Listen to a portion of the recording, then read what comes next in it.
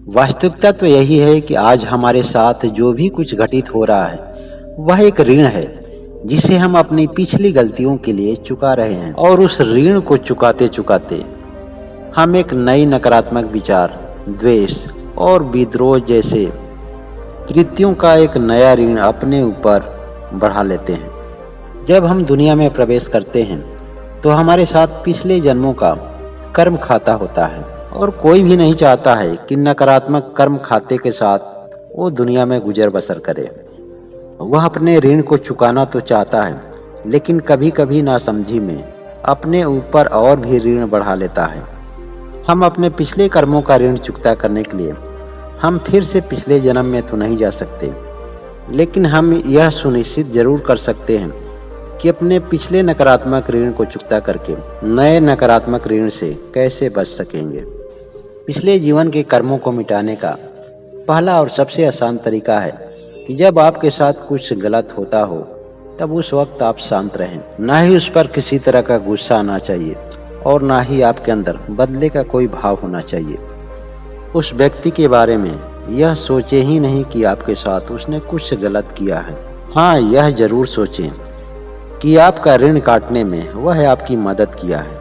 और एक बात उससे कहना कभी न भूलें कि अतीत में आपके साथ हमने जो भी कुछ गलत किया है उसके लिए हमें खेद है। यह वाक्य देखने में जितना सरल और आसान लग रहा है उतना ही अधिक प्रभावशाली है। यह वाक्य आपके जीवन को पूरी तरह से बदलने की क्षमता रखता है। जैसे ही इन वाक्यों का आप प्रयोग करते हैं, आप अपने जीवन में बहुत ही हल्का हो जाते हैं और शांत होते हैं। अगर आपको अपने जीवन में पुराने नकारात्मक ऋणों से बचना है तो आपको हमेशा क्षमाशील भाव होना होगा। बदला लेने के भाव से किया गया हर कर्म आपके आज के कर्मों में गिना जाएगा, और जिसका ऋण आपके आने वाले जीवन में जरूर चुकाना पड़ेगा। अब यह आपके हाथ में नहीं है कि इन ऋणों को काटने का समय कब आएगा। इस जन्म में ही चुका पाते हैं या अगले जन्म में, इसका निर्धारण तो काल चक्र के ही द्वारा होता है। पिछले जन्म के कर्मों को काटने का सबसे आसान तरीका यही है कि आप आध्यात्मिक प्रक्रियाओं में भाग लें। अध्यात्म के लिए थोड़ा सा समय निकालें।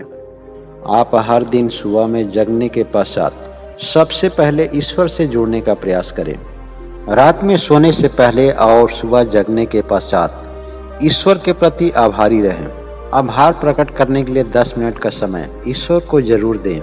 आप देखेंगे कि आपके जीवन की अधिकतर समस्याएं गायब हो जाएंगी। आपका मन हमेशा ठीक रहेगा और आपके पिछले कर्मों का प्रभाव आपके जीवन पर कम दिखेगा।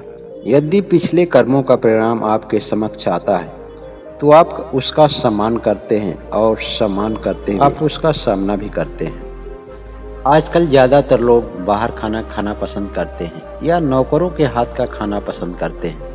कुछ लोगों के पास समय का अभाव होता है तो कुछ लोग भौतिकवादी दुनिया में अपने आप का दिखावा करने के लिए ऐसा करते हैं। आज इस तथ्य को लोग भूलते चले जा रहे हैं कि हम जो खाते हैं वही बन जाते हैं। यह सोच सिर्फ खाने वाले तक ही सीमित नहीं होती है, खाना बनाने वाले की सोच पर भी निर्भर करता है कि खाना बनाने वाला किस सोच का है, उस वक्त वह क्या सोच रहा है। खाना बनाने वाला व्यक्ति अपने परिवार की सोच और समस्याओं को बदलने में अहम भूमिका निभाता है। प्यार, आशीर्वाद और सकारात्मक सोच के साथ पकाया गया खाना खाने वालों को उस ऊर्जाओं से भर देता है। हालांकि आज के लोग तो केवल मजबूरी में ही खाना बनाना चाहते हैं, और उस भोजन में उनकी सभी भावनाएं मिक्स हो जाती हैं। अगर खाना बनाने वाला व्यक्ति चिंताग्रस्त है और तनावपूर्ण स्थिति में खाना बना रहा है तो उस भोजन को ग्रहण करने वाला व्यक्ति भी उसकी ऊर्जाओं से प्रभावित होगा, क्योंकि उसकी ऊर्जा उस भोजन में मिक्स होती है। आज के भागदौड़ की जिंदगी में किसी को कुछ पता नहीं है कि हमारे जीवन का कब अंत होने वाला है, इसलिए हमें हर दिन जाने के लिए तैयार होना चाहिए और इसी बात को ध्यान में रखते हुए हर कर्म करना चाहिए। हम जो भी इकट्ठा करते हैं वह कुछ भी साथ में जाने वाला नहीं है, और यह सोच आपको अधिक महत्वपूर्ण बना देती है।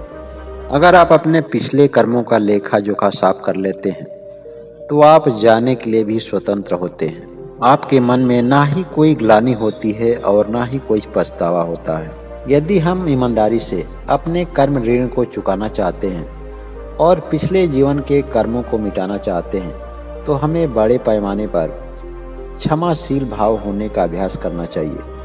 अगर हम अपने जीवन में प्रतिशोध, द्वेष, घृणा और क्रोध जैसे भावनाओं को जगह देते हैं, तो हमारे अच्छे कर्म कभी नहीं बन पाएंगे। ये सभी भावनाएं हमारे अगले जीवन में हमें परेशान करेंगी और प्रभावित भी करेंगी। इसलिए अच्छा कर्म बनाने के लिए आप हर व्यक्ति को माफ करें जो आपके साथ बुरा करता है। हमेशा अपने बारे में सोच कर कर्म करें, उसका कर्म वह जाने। आप जो कर्म करेंगे उसका परिणाम, उसका ऋण आपके ऊपर होगा। ऐसा करके आप खुद ही सुनिश्चित कर सकते हैं कि आपके आगे का जीवन कैसा होगा, अर्थात अपने हाथों से अपने भाग्य का निर्माण करना। इसी को कहा जाता है